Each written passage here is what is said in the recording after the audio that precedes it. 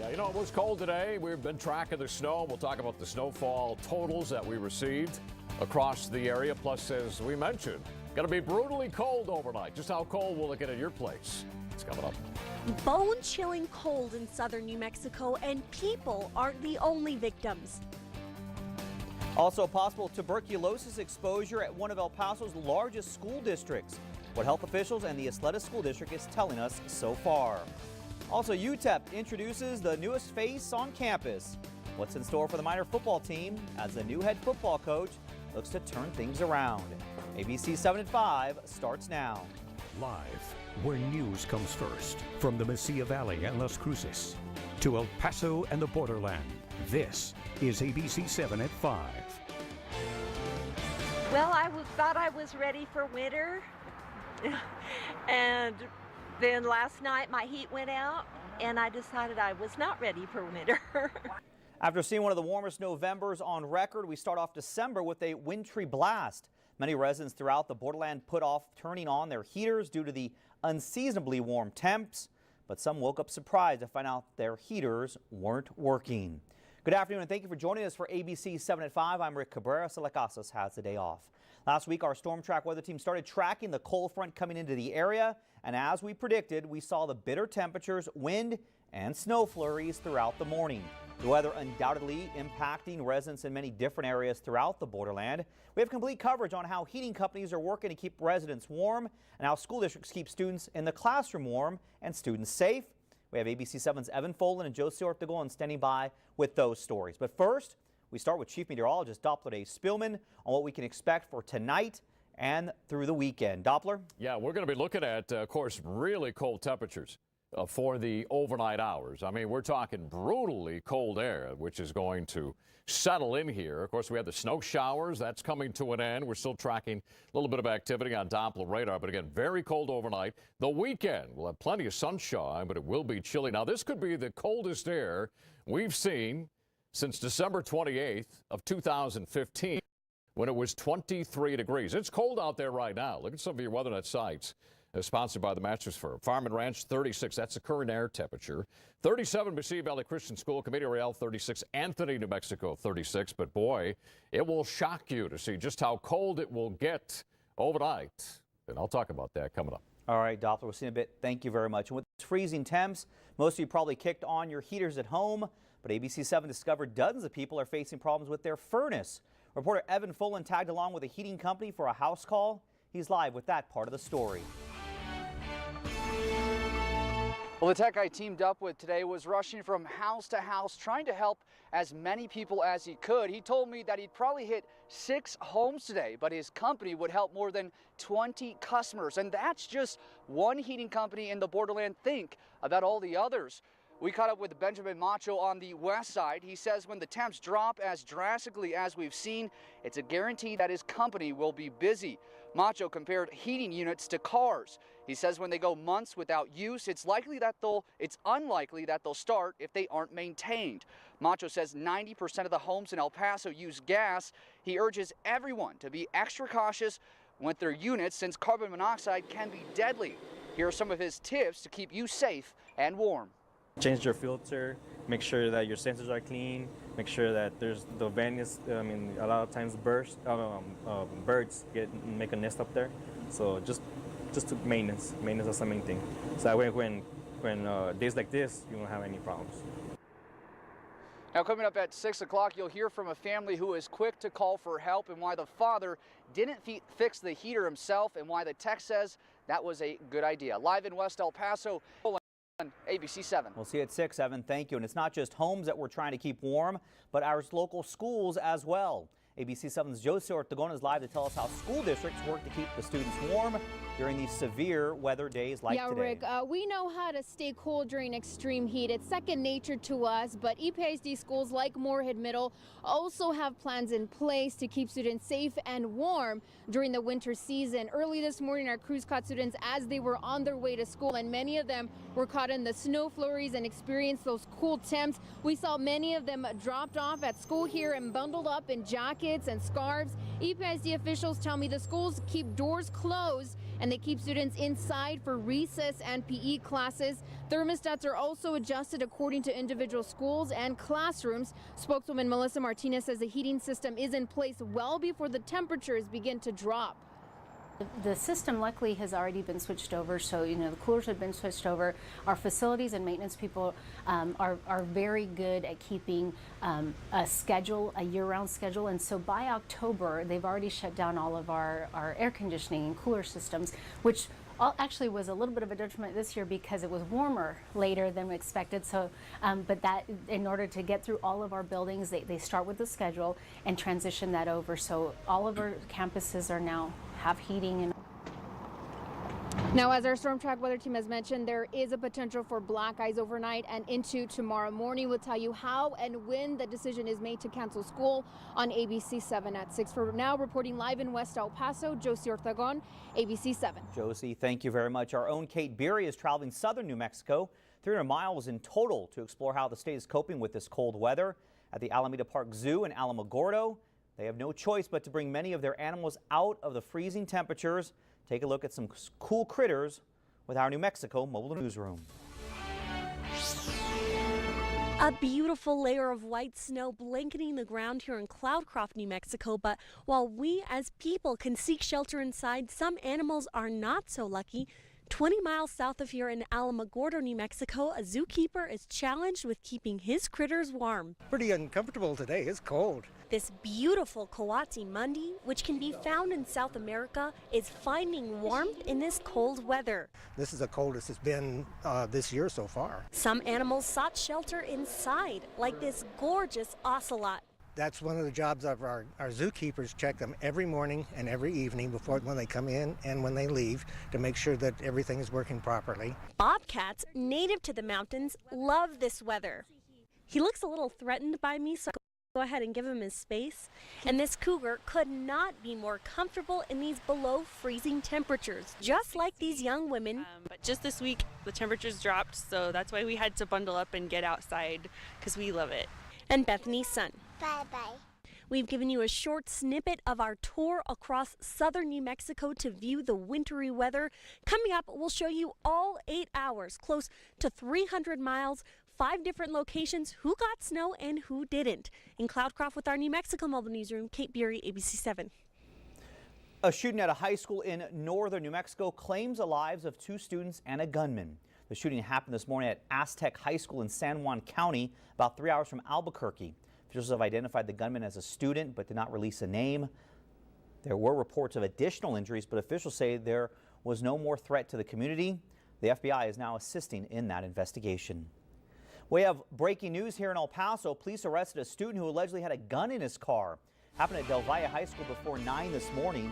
17-year-old Miguel Angel de la Torre is the student who allegedly had a 9mm handgun and ammunition. His bond has been set at $2,500. The health department says 150 students within the Ysleta School District might have been exposed to tuberculosis. The health department is sending out letters to parents. Tuberculosis is a bacterial illness that is acquired through breathing in infected droplets from the cough or sneeze of a person with active TB. Officials are recommending parents have their children screened for TB through a blood draw.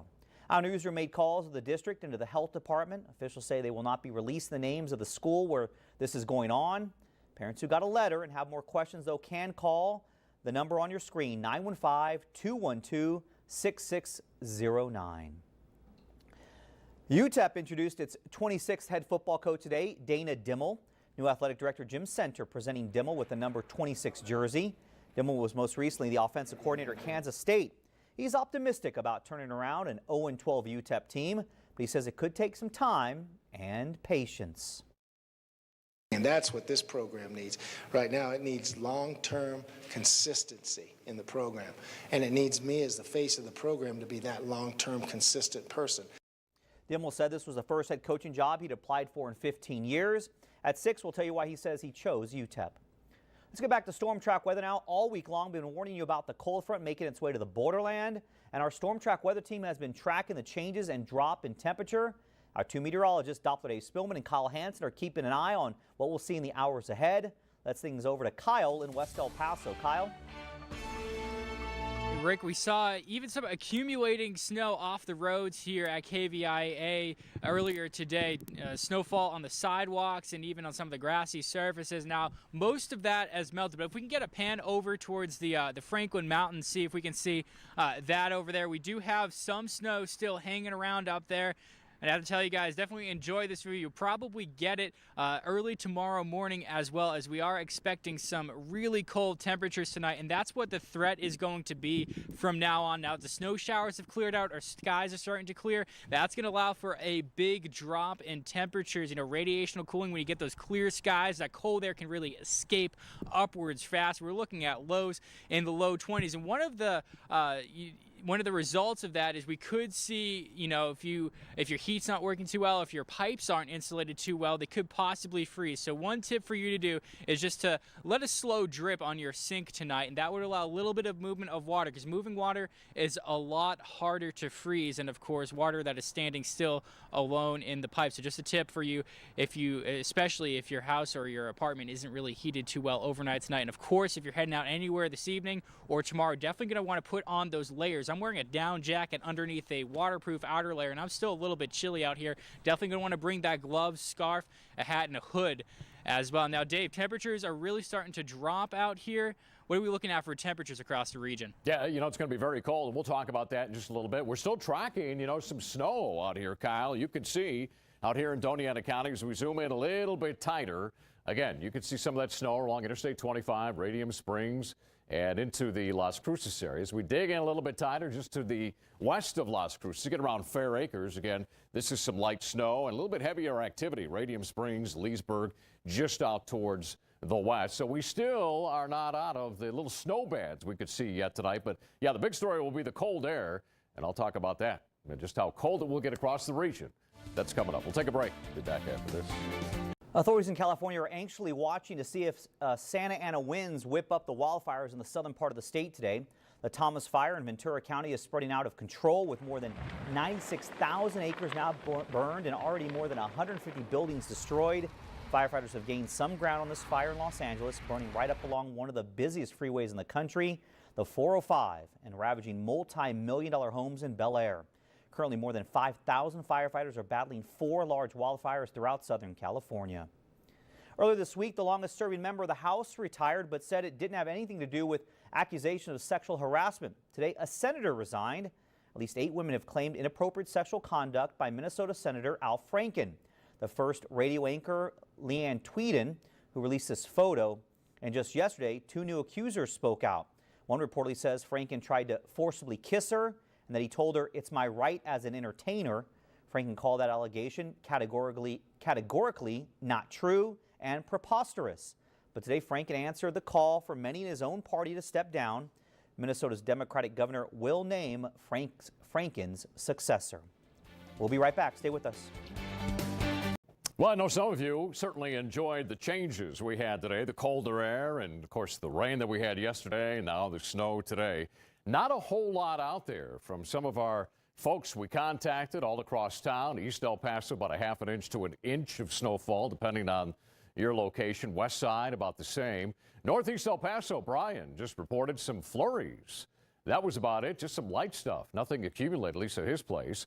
Del City got a report out there of just flurries throughout the day, but they said if you go about 5 miles south of Del City, that's where you started to see right around an inch of snowfall. Sierra Blanca, folks we talked to there, about an inch, and Van Horn anywhere from a half of an inch to 1 inch of snowfall in that general area. All right, we do have, again, that freeze warning in place across town. We are talking about temperatures dropping, of course, below freezing across the area. Here's a look at our currents. The El Paso Airport, 36. Biggs Army Airfield, Fort Bliss at 36. Look at Presa at 35. Horizon, you guys, already below freezing at 31. The same out there in Fabens at 31 degrees. So very cold, and temperatures across the region. We have 30 in Alamogordo, up in Reynosa at 21. 27 there in Sierra Blanca. And out there in Deming and Luna County at 37, while up at the area Lakes Truth and Consequences at 38. All right, we're still tracking some light snow up to the north of us, around along Interstate 25, and you can see right along Radium Springs, Highway 185. A lot of that snow is drifting off towards the south, a little bit of a southwesterly twist. Now, here's your CONTICAST overnight. And you can kind of see in your neighborhood what we're going to be looking at with those temperatures. I mean, very cold.